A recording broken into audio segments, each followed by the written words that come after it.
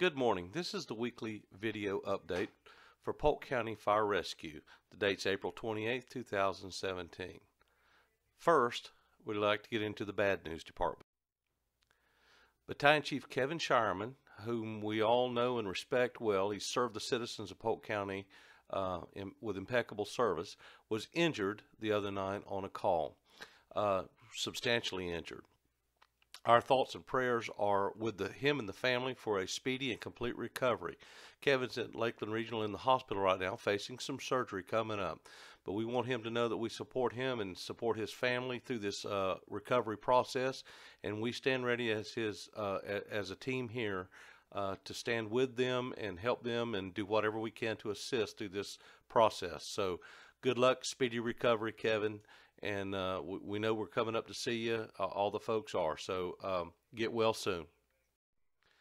In the good news department, we have a couple of new employees that you may be talking to or seeing around. Elsa Magone has been with Polk County for 10 years. She just recently took the Secretary 2 position here at Fire Administration. She lives in Bartow with her husband and 2 daughters, and she is excited to be part of the Polk County Fire Rescue team. Likewise, Kathy Drainfield is a long-term Polk County employee. She's been with the county for 16 years, and she has joined the fire rescue team as our public education officer. She and her husband, with their 3 kids, live in Frostproof, Florida, and likewise, she is also excited to be part of the fire rescue team.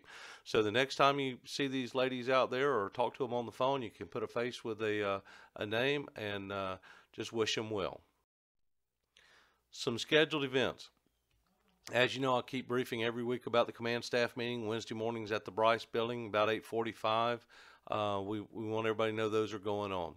The LEPC in-service that was supposed to start today at Ridge has been delayed. It's not been canceled. It's been moved back. There's some technical difficulties or something like that. Also, today is the United Way Day of Caring down at the admin building. So those of you participating in that, that's going on today. And the EMS Symposium is May 22nd through the 24th. We're really trying to get the word out. There's going to be, again, in the medical realm, this is a very huge deal. So look forward to this coming up, like everybody to attend that can. Very, very, very high-level speakers and cutting edge in the emergency medicine field. So this is going to be a big deal. Now we got some reminders and some updates for you. We got some very good news. First of all, we received official notification from ISO that Polk County will be improving from a Class 5-9 to a Class 3 at 3X beginning August 2017. Of course, we're going to have a lot more to follow on this. There's going to be press releases, but we want to let everyone know within the organization that is a huge improvement for us. And a lot of the credit of that goes to the folks in the field and the folks that are doing the documentation, the equipment improvements, that the county commission and county managers and his staff have authorized and done. It's a huge process and it's a huge undertaking. Like most things, it boils down to it costs money and time. And so the support that the elected officials and the county manager has given the fire rescue division is starting to pay off. This is a big deal.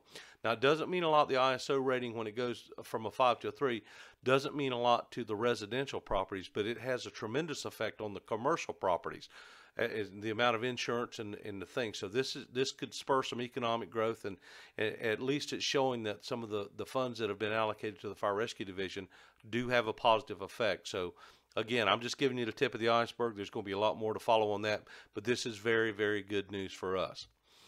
Also, the new FTO process is in the final stages of being approved and everything. It's made it up through most of the channels, and there's some meetings today about it. So look for that final process to come out. The burn ban still in effect. Today, I believe the KBDI is 578, and so that means it's 400 in some places and 600 plus in other places, areas of the county. So please, please, please be careful. And we're hitting them early and hard, but it's a truly dangerous situation out there, not only for the residents but for our firefighters. So you guys and gals, please take proper precautions, hydrate. It's not good conditions out there for anything. Telestaff, as I told you before, has been approved and the upgrade process is starting. Hopefully we're going to eliminate a lot of those phone call outbound problems that we've had of it saying it called folks and it didn't. All that stuff should be taken care of. Further good news, 5 new engines have officially already been ordered. So we've got that on the way, and 4 more are in the chute. Now the reason the 4 more weren't ordered is there's some size problems in some of our stations. They're checking, they're having to alter the footprint and the size of the truck to make sure that they fit in some of our smaller stations. We've inherited some stations that weren't built to today's standards for apparatus, and we're having to make sure that the new trucks will fit in there. So that's soon to follow. Also, we've got the new fuel cards are being distributed, and they should be done today. I think they're going out, Donald and Ashley are going out towards the southeast part of the county, but that's the new ones. They're on the yellow zip ties hanging in the apparatus, each one of our trucks, vehicles. So we want you to make sure that A, that they're there in the morning, and B, that they are associated with a proper vehicle. That's very important, that the right card is with the right vehicle. Well, we have a couple of special reminders for you. Some of them are previous, and some of them we have some new stuff. First, as previously briefed, all members are required to carry their driver's license with them at all times. It's a state law, and you will get a ticket from law enforcement if you don't have them with you, if you have a boo-boo. Also, the paramedics and EMT must carry their respective licenses on their person also. I've been asked by the training folks to reiterate the fact of gloves for brush fires must be NFPA approved. No extrication or mechanic gloves. We're in the process of getting the Wildland approved gloves for everybody. Some have been issued them, and we may have run out or not had your size, but we're getting them. If you don't have the Wildland gloves, you must use your structural gloves. They must be NFPA approved.